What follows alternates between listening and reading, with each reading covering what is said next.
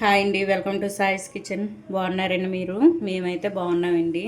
ఇప్పుడైతే మీకోసం నేను నువ్వుల కారప్పొడి అయితే చేసి చూపిస్తానండి. ఇదైతే టిఫిన్స్కైనా అన్నంకైనా సూపర్గా ఉంటుందండి. ఇవి ఇప్పుడైతే ఎలా చేయాలో చేసి చూపిస్తానండి. 1 కప్పు వరకు నువ్వులను అయితే తీసేసుకున్నానండి. ఒక 1/2 కప్పు వరకు పల్లీలను తీసేసుకున్నాను. నువ్వుల పొడిలో పల్లీలు కూడా కొద్దిగా వేసుకుంటే బాగుంటుందండి టేస్ట్ అయితే. ఇప్పుడైతే స్టవ్ ఆన్ చేసేసుకొని నువ్వులను అయితే కొద్దిగా వేయించుకోవాలండి. కొద్దిగా ఒక 2-3 మినిట్స్ వేయించుకుంటే సరిపోద్దండి. కొద్దిగా చిటపటలాడేంత వరకు వేయించుకొని పక్కకు తీసేసుకుందాం. చూడండి, మనకి నువ్వులు అయితే వేగిపోయింది. ఇవైతే ఒక ప్లేట్లో తీసేసుకుందాం. ఈ విధంగా వేయించుకోవాలండి నువ్వులను అయితే. ఇప్పుడు పక్కకు తీసేసుకొని ఇందులోని పల్లీలను కూడా వేసుకుందామండి. ఒక 1/2 కప్పు వరకు తీసేసుకొని ఇవి కూడా కొద్దిగా కలర్ మారేంత వరకు వేయించుకుందాం.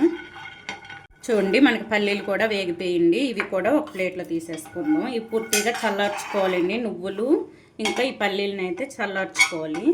ఇప్పుడు ఇదే ప్యాన్లో 1 టీ స్పూన్ వరకు ఆయిల్ వేసేసుకుందాం. అంతే అండి. ఇవి వేసేసుకొని ఇందులో అయితే ముందుగా శనగపప్పును వేసుకుందాం. ఒక 2 టేబుల్ స్పూన్ వరకు శనగపప్పు, 1/2 టేబుల్ స్పూన్ వరకు మెంతులండి. మెంతులు కూడా వేసుకొని ఇవి కూడా మంచిగా ముందుగా మెంతులనే వేసేసుకోండి. ఇవి వేసేసుకొని ఇందులో ఒక 2 టేబుల్ స్పూన్ వరకు మినప్పప్పు అండి కలుపుకుంటూ వేయించుకోండి. ఇందులోనే 1 టేబుల్ స్పూన్ వరకు ధనియాలు, ఇవన్నీ కూడా మంచిగా వేయించుకోవాలండి. కొద్దిగా కలర్ మారేంత వరకు వేయించుకోండి. చూడండి, ఇవైతే కొద్దిగా మనకు వేగేయండి. ఇప్పుడు ఇందులో అయితే నేను ఒక 10 లాగా ఎండుమిర్చిని ఈ విధంగా చిన్నగా కట్ చేసుకొని వేసుకుంటానండి. ఒక 10 లా తీసేసుకున్నానండి. నేనైతే చిన్న సైజు కప్పుతో తీసుకున్నాను కదండి నువ్వులు, అందుకోసం అని ఒక 10 లాగా తీసేసుకున్నాను. ఇప్పుడు ఇవి కొద్దిగా వేగిన తర్వాత ఇందులో కరివేపాకు వేసుకుందామండి. కొద్దిగా కరివేపాకు, ఇవన్నీ కూడా మంచిగా వేయించుకోవాలండి.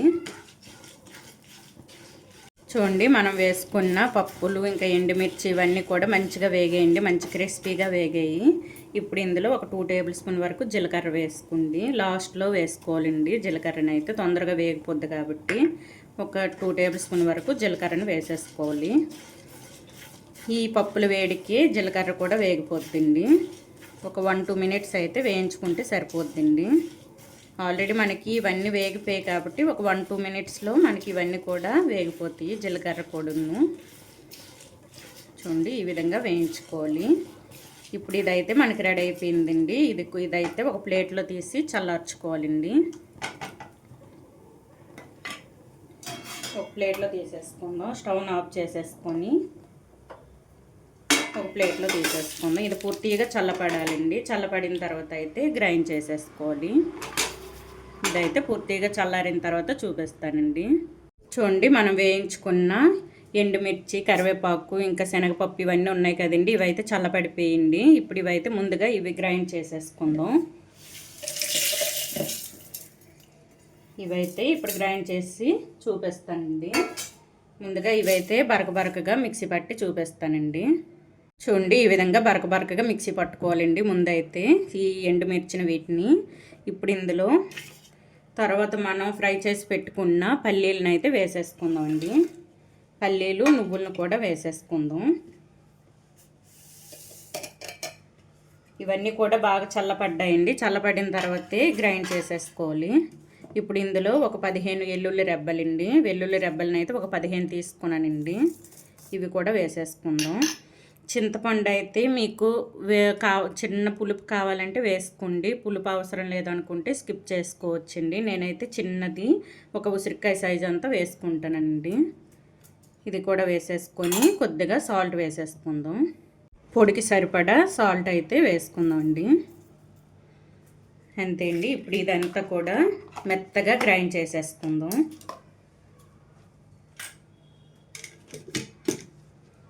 చూడండి పొడిని అయితే ఈ విధంగా గ్రైండ్ చేసేసుకోవాలండి. మధ్య మధ్యలో ఆపుకుంటూ మనం గ్రైండ్ చేసేటప్పుడు మధ్య మధ్యన ఆపుకుంటూ గ్రైండ్ చేసేసుకోవాలండి. అప్పుడే మంచిగా వస్తుందండి మనకి పొడి అనేది. చూసారా మొత్తం అన్నీ కూడా నలిగాయండి. ఇప్పుడు ఇది ఒక బౌల్లో వేసి చూపిస్తానండి.